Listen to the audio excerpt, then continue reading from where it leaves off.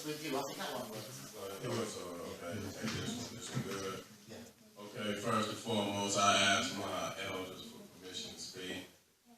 Okay, thank you. Yes, I am from America. I'm from Detroit, Michigan. I've been living in America all my life. The world that Dr. Martin Luther King and Harry Belafonte and all the greats, that world don't exist. It ain't gonna come to pass either.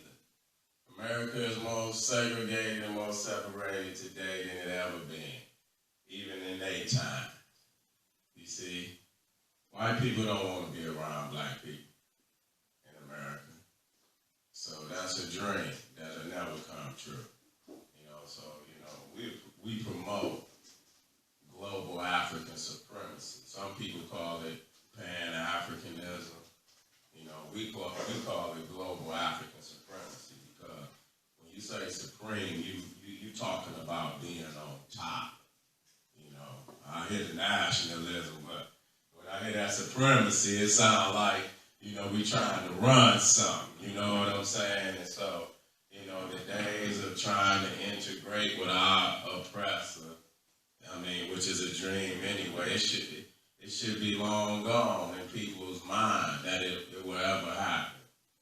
The only way that we can do this is through a uniting of African people, first in Africa, not maybe just first, but in Africa and in the diaspora. We're spending too much of our energy and our resources, giving it back to the white man. And he already possessed so much of the wealth of the planet. You see? So when we say these people did, what the hell did they do for us? Anybody can go Google the economic disparity, even in America. You talking about the top 1% of America owns almost 55% of the total wealth. 1%. What did civil rights do for me? It ain't do nothing for me. You know what I'm saying? We living in the greatest disparity ever. So I think we need to, update our Africanism. We know that Garvey was the greatest, but a lot of people let Garvey's information come to pass. You didn't use it before it came to pass. He was a prophet. Like in America, he told us that we would fall back in the population. We were number 2 for a long time, but the Hispanics have passed black. So it came true. He came true, and he told us that, in another 50 to 100 years, that white people would master all mechanism, all machinery, all industry, and it wouldn't be no place here for us. He told us that. So I don't believe people are really Garveyites like that, because you should know this. You know what I'm saying? We still sitting in these meetings and we are asking questions that Garvey answered over 100 years ago. And then we come in here and ask what's the answer, what's the solution. We know the solution. We just, we've been living under these white people for so long, it's become a habit. So a lot of people don't believe they can live without white people. He feeds you. He make you clothing for many of you, not everybody, but he feeds you. He your rent, your lights, and so you're gonna do right because you want to pay them bills. You want them lights to stay on. When a man controls just the bare elements of your living,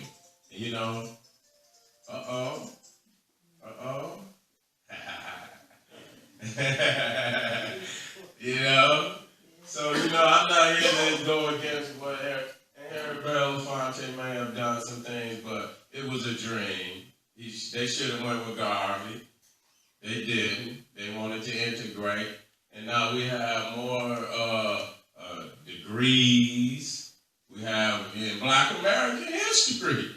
We got more PhDs, more masters, more bachelors. And Black America is more poor than it ever been. You know what I'm saying? So don't be fooled by that. That integrationalism, you know, it never worked for us. Never. You know, for the fact of white people don't want it to happen. We dust their furniture, we sweep up behind these goddamn crackers, but we don't do nothing else. We don't get none of that wealth. We don't even get any residual from the resources coming out of Africa. And you know, Chinese are coming over, benefiting. Arabs all through Africa are on land and benefiting. We're not benefiting from it because we're too stuck in this dream. So, you know, if you want to know a plan, get back on your Garveyism, update it, you know, quit loving these crackers. I'm sorry. You know, that's a disease.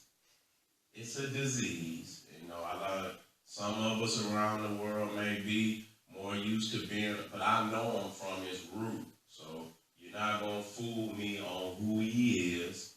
He's a beast. That's where he come from. Come up out them caves. And y'all know, and many of you probably still see many of them in their pure nature and become accustomed to that. We're not about that. We're revolutionaries. We'll never be accustomed to living next to beasts like that. You know, we have to go back to our traditional living.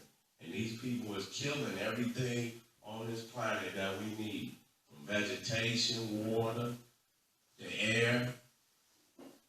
So we got to come to understand that we must return to our divine positions on this planet. It's not an option. You know, only African people can run this planet correctly. And when we not on top, it's almost like the sun hasn't risen. That, you know, it's supposed to have it, but it didn't come up. You know, it's something missing in the universe, you know what I'm saying? So when we get back and loving our women and respecting our sisters, you know what I'm saying? We must do that. In America, we have a problem with that. But that's been what's taught to us. And I don't know if, you know, Africans in Europe or Africans in the continent even know what happened to us over there. You know, but it's a horrific Holocaust that happened to blacks in America. You know, a lot of people think they see the rap and they see it and that's us. Shit, we built a nation. And they don't show you that. They show you the rappers and make it look like that's all we is. They'll show you the 400 years where we was laying the bricks, cutting that damn crop out there. You know, 400 years and we didn't get a dime. And then people want to wonder why we in the predicament we in today. That's a dream. If they was going to be right by us and give it, they would have gave us what they said they owed us. They owed us 40 acres and a mule. They never gave it to us. So how you going, I don't want no civil rights. I want the 40 acres and a mule. You know, we didn't get that. So if we can't have land and ownership of property, that's where the real power is at.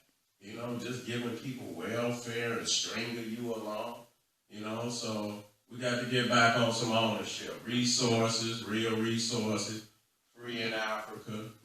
Africa must be free for African people anywhere to be free. We got to start at home, you know, and many people, we laxing and we playing games, and other people from around the world are benefiting from Africa. So quit embarrassing us. We got to quit embarrassing ourselves, because that's what we doing. Because we can easily do this. I can see the community here is strong. It's strong in America, but the most we'll do is come out. And I encourage people to come out. But we got to get past these meetings, because we have them all over the world now. We doing good in that. We doing good in that. We just got to move past the meeting and make it work. Believe in one another, where we can start to maybe, you know, build some businesses again and put some money on a couple of, you know, we might have some hot on the board that where we can make some money, you know. But we have to trust in one another. We got to get these snakes out of our race where we can trust one another, you know. But we got to get over it now to get some progress. All right, I love you. I don't want to keep going on because I could talk forever. But we're about black power. And I had to say that. I know that's my frequency. I'm about black power. I ain't about nothing else. Because I know that's what's going to get it together.